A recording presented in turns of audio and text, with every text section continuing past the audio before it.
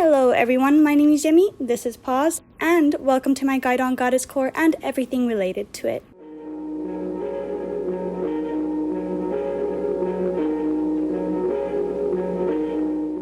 First off, quick disclaimer, there is almost zero information on goddesscore online as of yet. Anything I've found for the research purposes of this video though, I will link in the description below, and thus 90% of what I'm discussing in this video will be my own thoughts, ideas, and conclusions on what I believe this aesthetic is about. I also want to discuss something I've never talked about before on this channel regarding my aesthetic guides and why you are seeing less of them. Basically, in the last year, I discovered that there are some larger YouTube channels that have been copying and plagiarizing my ideas, research, video formats, and even the way I speak without giving me any credit. Because there is no recourse on YouTube for script plagiarism and such, there is nothing I can really do about this matter. And it's been very frustrating seeing other creators grow off of my hard work. When I started my channel on YouTube in the summer of 2020, I was one of the first people to ever make aesthetic guides. There were no aesthetic guides on YouTube when I was searching, and that is why I decided to create them and niche my channel in that content. Fast forward to 2023, everybody's talking about aesthetics. There are so many content creators niching in aesthetics, which is super cool to see. Obviously, I try to please my viewers. A lot of you did subscribe to me during my aesthetic guide years, which I really appreciate and I'm super grateful for. I will try to keep making them, but I won't be making them as often as I used to back in the day. Anyways, let's get on to the topic. What is goddesscore? Goddesscore is an aesthetic centered around the concept and imagery of ancient goddesses, regardless of which mythology or background they originate from. I believe this aesthetic will grow in popularity in the same vein other feminine aesthetics have in the recent years. I imagine goddesscore being a more elevated and elegant version of our favorite magical and mythological aesthetics such as mermaidcore, fairycore, and angelcore. With regards to its interpretation, I believe we should be careful about how to approach this aesthetic. I think it should be used as a form of empowerment and for personal style exclusively. I don't think we as a community should be repeating our mistakes with Catholic core by commodifying or stylizing a religion. Instead, I think we should focus on the mystical and mythological elements of this aesthetic. And just like with an aesthetic like femme fatale, we are not trying to literally depict the source itself, but rather use it as inspiration to create a mysterious and confident aura around how we dress and act. Similarly to other feminine aesthetics such as princesscore, goddesscore should serve as an aesthetic that provides confidence and self-love to those who choose it. Goddesscore is meant to let you embody the divine feminine energy within you. This aesthetic is also a great way to upgrade aesthetics like mermaidcore and fairycore by, in a subtle way, using nature-oriented accessorizing and choosing outfits based on depictions of the goddess or element of your choosing. Elements of goddesscore.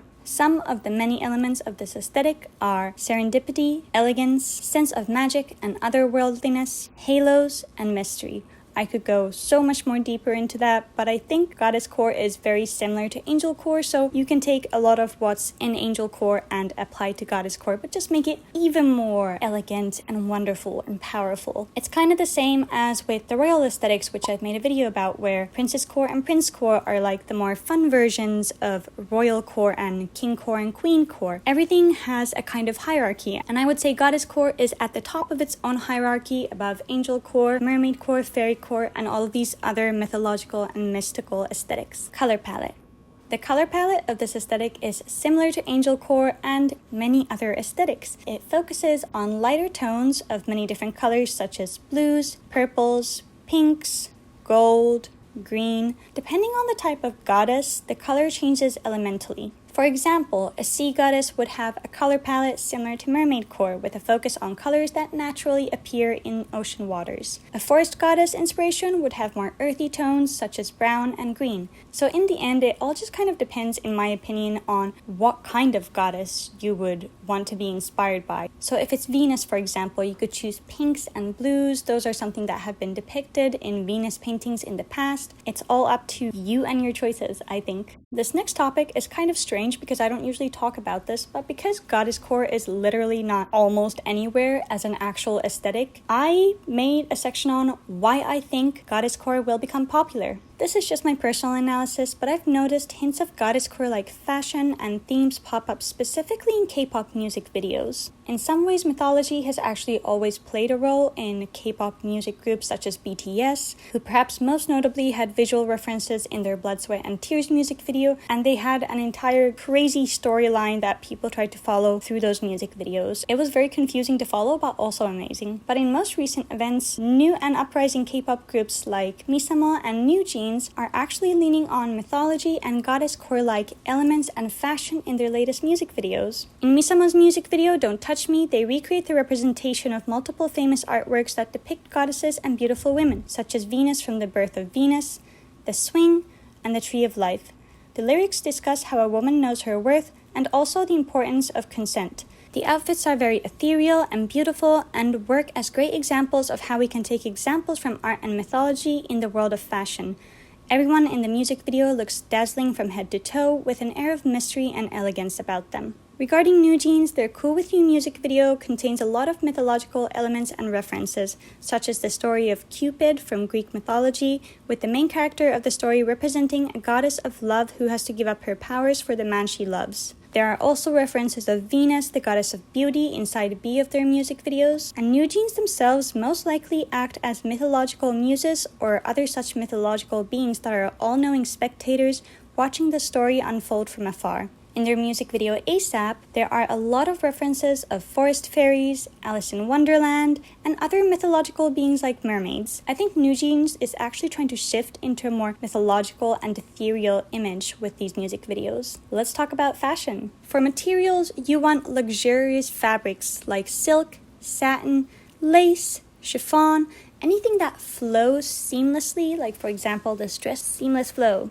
And also lastly, light textures. As for necklines and shapes in general of your clothing, you will want draped, oval, off the shoulder, asymmetrical, and scoop necklines. As for the shape of dresses, I would recommend dresses that have an empire waist or an A-line waist, or somehow cinch in underneath the chest or around the waist. For tops, go for ruched, cinched, crop tops, or elegant corsets with boning, draped tops, off-the-shoulder tops, anything with that light, flowy material feel.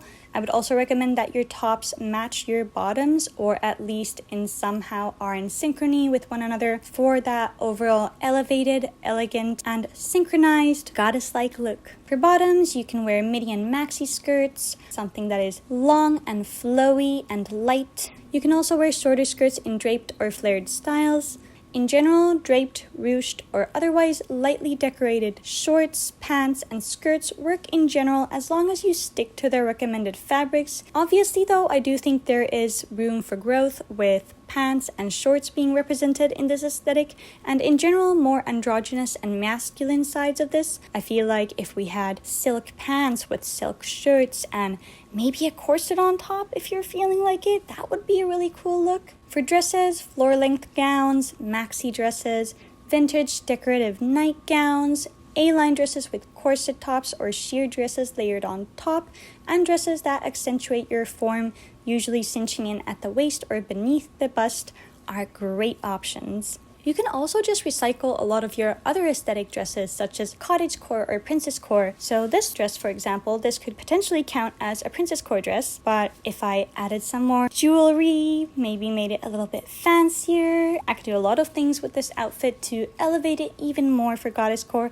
As for my more androgynous and hijab options, loose flowy shirts and pants made of lighter materials are perfect. Darker colors or rougher materials like cotton, perhaps with a focus on accessories being the more luxurious part of the outfit, could work. You could choose your hijabs in the color palettes of the mythology or elements of goddesses or mythological beings of your choosing. Of course, you can add decorative flower pins on your hijabs. Headwear and accessories. For headwear and accessories are preferably items that are either in the shape or color of something that resembles nature. This is because a lot of goddesses represent different parts of the earth or the sky or cosmos, you name it. Shoulder and body chains are heavily recommended, and I will be also acquiring one of these soon because I believe these are great for versatility and great for adding that element of mystery and elegance to your outfits. Pearl and rhinestone adhesives like I have here are also great. You could add them on your body, on your hair, or on your face. Flowers, flower crowns, flower pins, literally anything florally that you can accessorize with, I think would be gorgeous. If you wanted to also follow the theme a little bit more specifically, you could focus more on the nature parts, such as if it's a goddess of sea, add some seashells. You can really experiment a lot with accessorizing, just depending on what you choose as your base inspiration. For hairstyles, loose waves, loose curls, natural hair, or your hair half up, half down, or in low bun styles is great. I believe all of your hairstyles should be fairly natural because a lot of these goddesses are depicted in a very natural state. Makeup. For makeup, it depends on which goddess or feel you are going for, but in general, things to include are glowy skin, rosy cheeks, small amount of sparkle or glitter, rhinestones or pearl adhesives, natural colors or colors that best depict the inspiration of your choosing. So in my case, my inspiration today is Venus, so I wanted to add some rhinestones to my face, keep my hair very simple, and add some pearls as the more decorative pieces. Similar aesthetics. For similar aesthetics, we have ethereal, and then we have an aesthetic that I kind of have made up on the spot.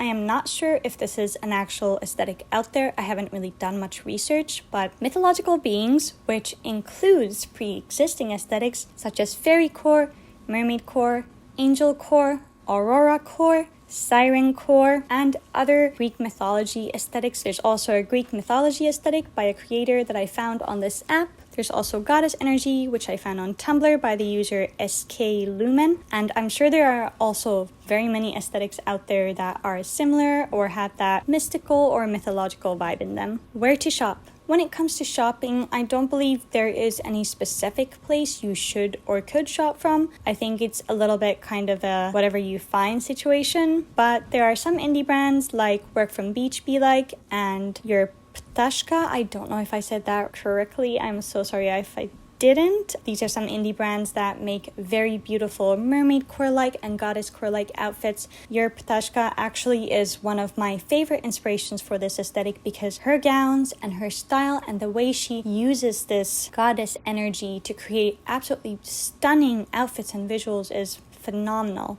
Truly inspiring. You've also got your typical For Love and Lemons and House of Sebi. Obviously, these are slightly pricier, but I don't think goddesscore is exactly a very cheap aesthetic unless you can thrift or thrift flip. And of course, speaking of thrifting and DIY thrift flips, I highly recommend that. You never know what you find when you're thrifting. I have personally found some of the most beautiful gowns that I've ever bought via thrifting. Anyways, I believe that is the gist of it. I do believe goddesscore will grow immensely from after I upload this video and after there are maybe some more music videos from K-pop groups that kind of depict these things. We are already on the move to feminine, empowering aesthetics. I'm very excited to see how this aesthetic grows and how it develops. And as usual, if you like this video, give it a thumbs up, subscribe, support the channel. And as always, my dear goddesses, I'll see you next time.